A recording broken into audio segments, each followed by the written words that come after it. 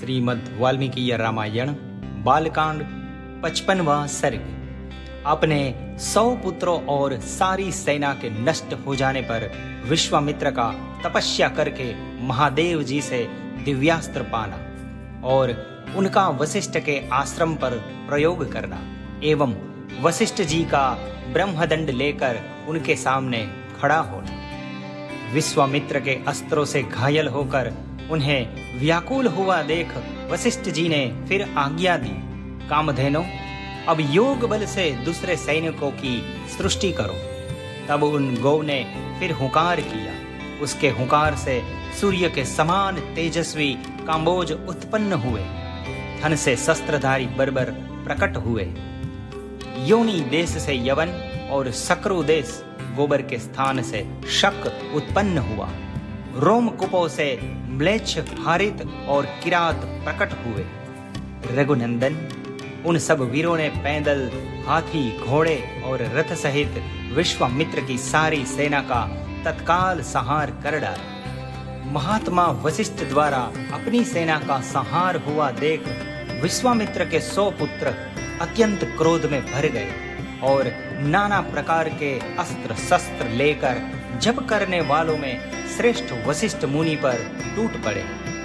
तब उन महर्षि ने पुकार मात्र से उन सबको जलाकर भस्म कर डाला। महात्मा वशिष्ठ द्वारा विश्वामित्र के वे सभी पुत्र 2 ही घड़ी में घोड़ों, रथ और पैदल सैनिकों सहित जलाकर भस्म कर डाले गए। अपने समस्त पुत्रों तथा सारी सेना का विनाश हुआ देख महायशस्वी विश्वामित्र लज्जित हो बड़ी चिंता में पड़ गए। समुद्र के समान उनका सारा वेग शांत हो गया। जिसके दांत तोड़ लिए गए हो उस सर्प के समान तथा राहुग्रस्त सूर्य की भांति वे तत्काल ही निस्तेज हो गए। पुत्र और सेना दोनों के मारे जाने से वे पंख कटे हुए पक्षी के समान दीन हो गए। उनका सारा बल और उत्साह नष्ट हो गया। वे मन ही मन बहुत खिन्न हो उठे। उनके एक ही पुत्र बचा था। उसको उन्होंने राजा के पद पर अभिषिक्त करके राज्य की रक्षा के लिए नियुक्त कर दिया और क्षत्रिय धर्म के अनुसार पृथ्वी के पालन की आज्ञा देकर वे वन में चले गए। हिमालय के पार्श्व भाग में जो किन्नरों और नागों से सेवित प्रदेश है, वहां जाकर महादेव जी की प्रसन्नता के लिए महान तपस्या का आश्रय ले वे तप में ही संलग्न हो गए। कुछ काल के पश्चात वरदायक देवेश्वर भगवान ऋषभ ध्वज यानी शिव जी ने महामुनि विश्वामित्र को दर्शन दिया और कहा, राजन, किस लिए तप करते हो? बताओ, क्या कहना चाहते हो? मैं तुम्हें वर देने के लिए आया हूँ। तुम्हें जो वर पाना अभिष्ट हो उसे कहो।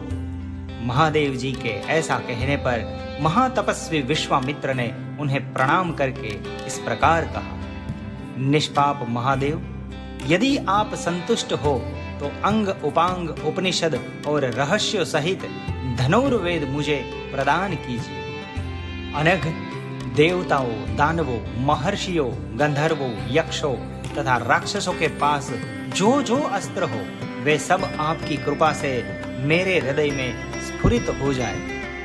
देव, यदि मेरा मनोरथ है जो मुझे प्राप्त होना चाहिए, तब एवं मस्तु कहकर देवेश्वर भगवान शंकर वहां से चले गए। देवेश्वर महादेव से वे अस्त्र पाकर महाबली विश्वामित्र को बड़ा घमंड हो गया। वे अभिमान से भर गए। जैसे पूर्णिमा को समुद्र बढ़ने लगता है, उसी प्रकार वे पराक्रम द्वारा अपने को बहुत बड़ा चढ़ा मानने लगे। श्री राम, उन्होंने मुनि श्रेष्ठ वशिष्ठ को उस समय मरा हुआ ही समझा। फिर तो वे पृथ्वीपति विश्वामित्र वशिष्ठ के आश्रम जाकर भांति भांति के अस्त्रों का प्रयोग करने लगे, जिनके तेज से वह सारा तपोवन दग्ध होने लगा। बुद्धिमान विश्वामित्र के उस बढ़ते हुए अस्त्र तेज को देखकर वहां रहने वाले सैकड़ों मुनि भयभीत हो संपूर्ण दिशाओं में भाग चले। वशिष्ठ जी के जो शिष्य थे जो वहां से पशु और पक्षी थे वे सहस्त्र प्राणी भयभीत हो नाना दिशाओं की ओर भाग गए। महात्मा वशिष्ठ का वह आश्रम सुना हो गया। 2 ही घड़ी में उसर भूमि के समान उस स्थान पर सन्नाटा छा गया। वशिष्ठ जी बार बार कहने लगे, डरो मत, मैं अभी इस गाधी पुत्र को नष्ट किए देता हूं, ठीक उसी तरह जैसे सूर्य कुहासे को मिटाता है। जपने वालों में श्रेष्ठ महातपस्वी वशिष्ठ ऐसा कहकर उस समय विश्वामित्र जी से रोष पूर्वक बोले, अरे तूने चिरकाल से पाले पोसे तथा हरे भरे किए हुए इस आश्रम को नष्ट कर दिया, उजाड़ डाला, इसीलिए तू दुराचारी और विवेक शून्य है और इस पाप के कारण तू कुशल से नहीं रह सकता। ऐसा कहकर वे अत्यंत क्रूरद और घूम रहित कालाग्नि के समान उदित हो उठे और दूसरे यमदंड के समान भयंकर दंडा हाथ में उठाकर तुरंत उनका सामना करने के लिए तैयार हो गए। इसी प्रकार श्री वाल्मीकि निर्मित आर्ष रामायण आदि काव्य के बालकांड में 55वां सर्ग पूरा हुआ।